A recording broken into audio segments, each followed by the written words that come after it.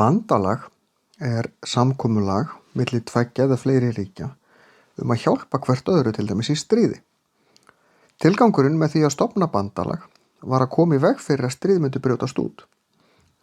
Bandalög þau ollu því að fleiri ríki tóku þátt í stríði ef það á annað borð hæfist.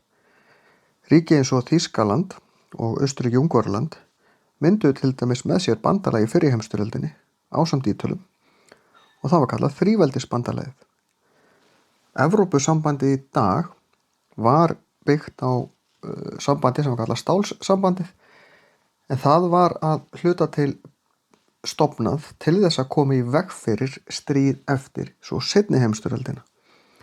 Þannig að það er alveg mörg dæmi að bandalög hafa orðið til annaðhvort fyrir eða eftir stríð og oftar en ekki, eins og ég segi, til þess að koma í veg fyrir að það brjótist út stríð.